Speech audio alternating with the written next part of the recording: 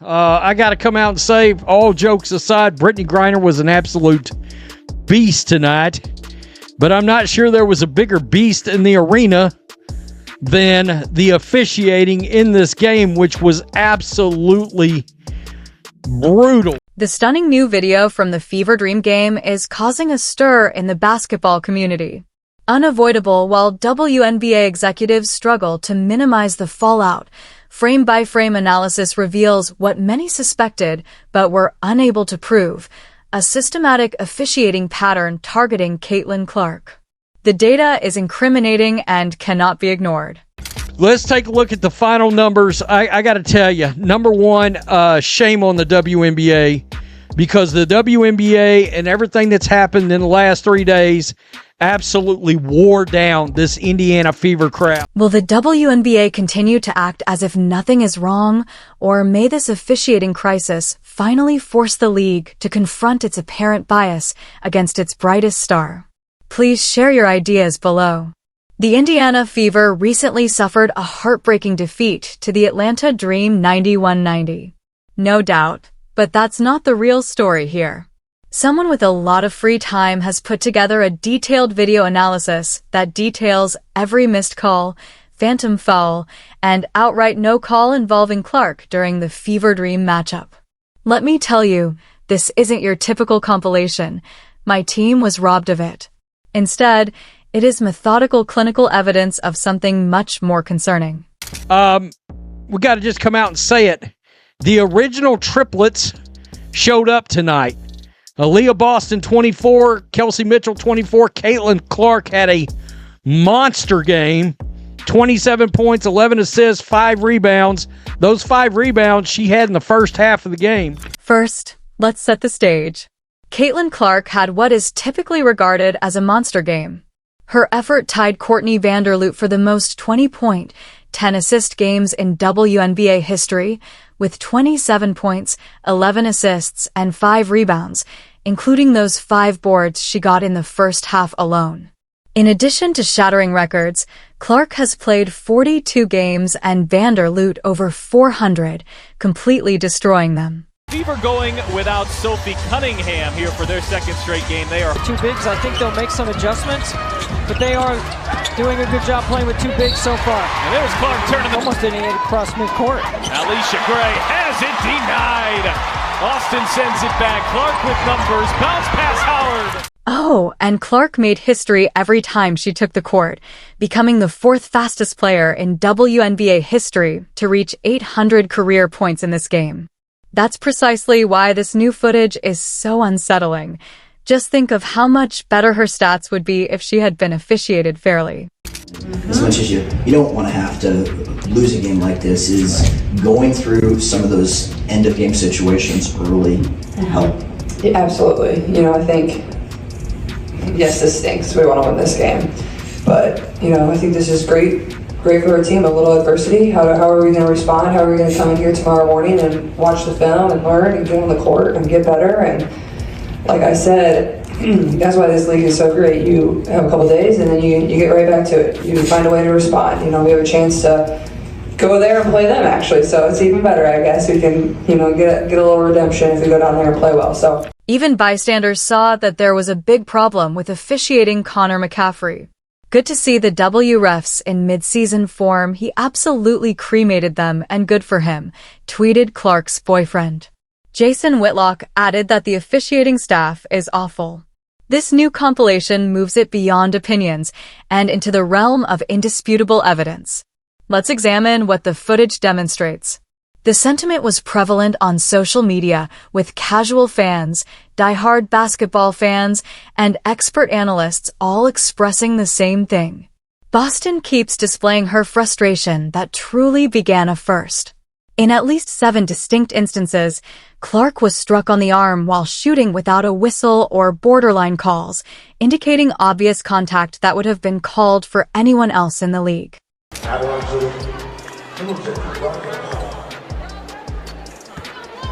Boston continues to show her frustration. It really started. In one particularly egregious sequence, Defenders hit her shooting elbow, swiped across her arms, and even essentially tackled her from behind while she was trying to lay up.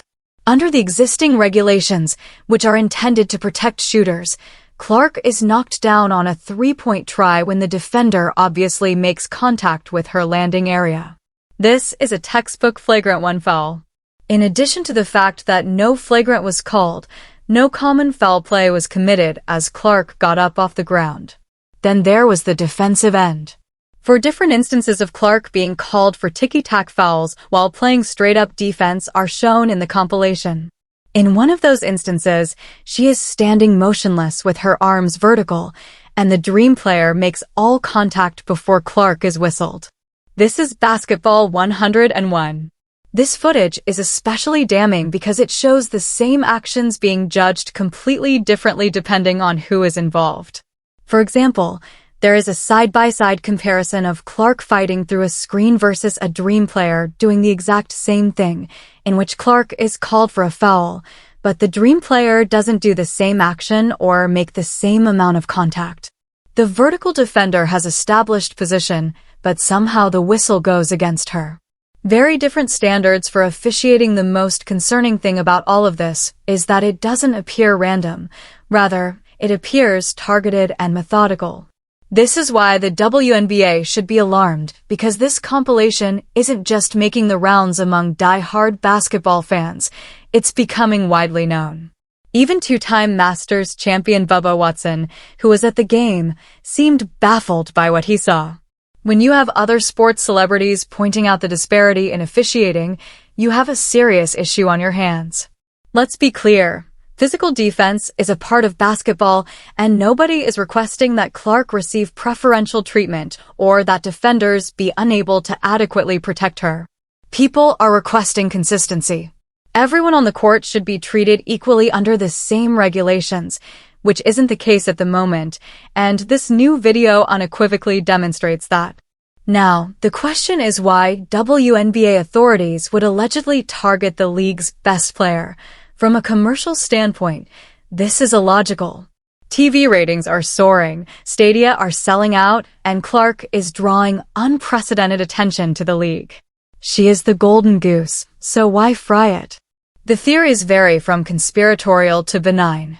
Some claim that the young star's success is due to old-school basketball mentality, but before she receives season calls, which could have made sense during Clark's rookie season, she is well into her sophomore year and is already setting records.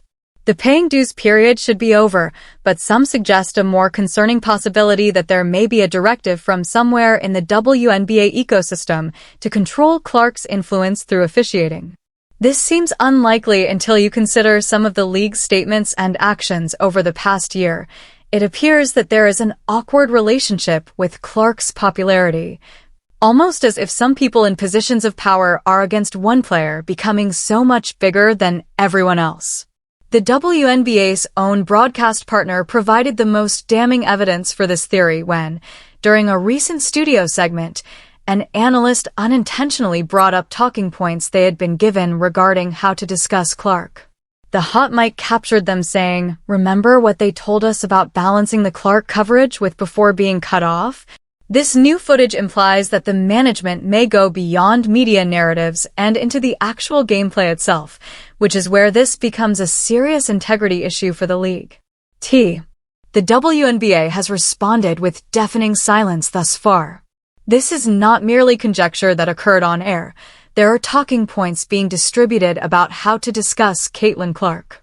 No acknowledgement of the issues with officiating, and no justifications for the obvious disparities, as one observer put it. The WNBA and everything that's happened in the last 3 days absolutely wore down this Indiana Fever crowd from the very beginning of this game. In contrast, the Indiana Fever crowd appeared almost subdued during this game, which is unusual given their normally electric atmosphere for Clark's games. This is not even the standard we're reviewing the game that leagues typically offer when controversial calls occur. Silence is usually the worst possible approach in crisis management. That crowd, you could tell, was just fatigued. They were worn out. He's referring, of course, to the baseless investigation into alleged racist comments during the previous Fever game against the Chicago Sky, an investigation that was launched based solely on unverified Twitter posts with no video or audio evidence supporting the claims, an investigation that even the Sky's coach, who previously worked for Indiana, said was unnecessary because he heard nothing inappropriate from the crowd. That investigation is still ongoing, by the way, with the WNBA announcing they have no timeline for completion. Meanwhile, they're allowing the cloud of suspicion to hang over Indiana's fan base, potentially affecting the atmosphere at home games and even putting the All-Star game scheduled for Indianapolis at risk. It all feels connected, part of a larger pattern of actions that seem designed to minimize control or contain the Caitlin Clark effect rather than embrace it, and that's where the WNBA's strategy becomes completely incomprehensible from a business standpoint. Think about this. Clark is bringing millions of new viewers to women's basketball. She's attracting celebrities from other sports like Bubba Watson.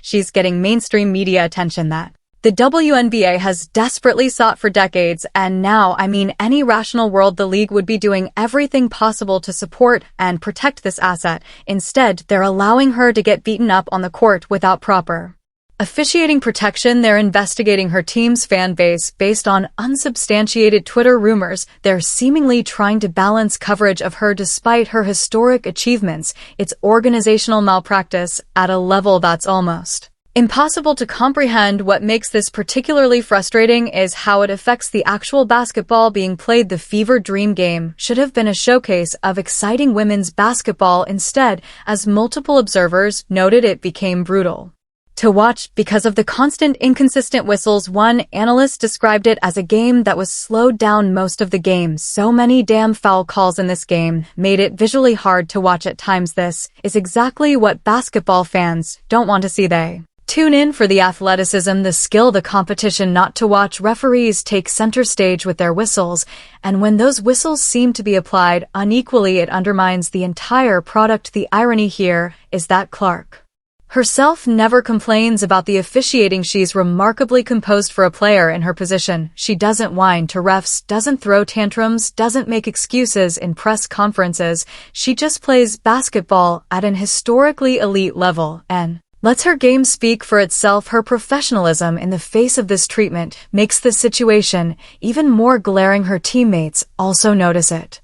Aaliyah Boston, who scored 24 points in this game, has been speaking out more and more about Clark's physical abuse without the proper whistles. Similar findings have been made by Kelsey Mitchell, who also received a score of 24. Not only are these teammates defending a star, but they're also professional athletes who are aware of the inconsistent officiating of the game. What's more distressing is how this detracts from the viewing experience for new fans. The WNBA currently has a fantastic opportunity to turn millions of casual viewers into die-hard fans. However, when those viewers tune in and witness blatant officiating disparities, it creates a negative impression that is difficult to overcome. No sports league wants new fans to have this compilation. It also reveals another concerning pattern. The lack of whistles seems to encourage physical defense against Clark. Defenders know they can get away with more contact, more grabbing, and more bumping when guarding her, which not only affects her performance, but also puts her at risk of injury. The last thing the WNBA should want is for their biggest star to be sidelined because officials permitted excessive contact.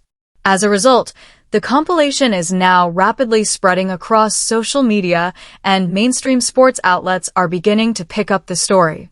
The evidence is too clear, too comprehensive to be dismissed as biased fan grievances. The WNBA will eventually need to address it. Their options are limited. They could acknowledge the inconsistency and promise to do better, the most straightforward approach, but one that would require admitting a problem exists. They could ignore it and hope it blows over. Their current strategy, but one that becomes less viable as more evidence accumulates, or they could double down and suggest the compilation is misleading or selective, a risky approach given how clear the footage is. Whatever path they choose, the damage is already done to some extent. The narrative is forming, and it's not a flattering one for the league. The WNBA is uncomfortable with Caitlin Clark's popularity and is using officiating to limit her impact, fans aren't stupid. They can see what's happening when Clark drives to the basket and gets hammered with no whistle, then a dream player gets barely touched on the other end and heads to the free throw line. The contrast is obvious even to casual observers. This compilation just puts all those moments together in one undeniable package. The most annoying thing about this situation is how pointless it is. There isn't any real conflict between Clark's success and that of other WNBA players or the league overall. As more people watch Fever games as a result of Clark, they also come across players like A.A. Wilson, Stewart, Brianna Ionescu, Sabrina. The popularity of Angel Reese and hundreds of other amazing athletes draws attention to everyone, as evidenced by the data showing that more people watch all WNBA broadcasts, not just the Fever games. Every team's social media presence has grown. League-wide gear sales have increased, and Clark's fame is benefiting the entire ecosystem for a league that has battled for decades to become financially sustainable and relevant in the mainstream.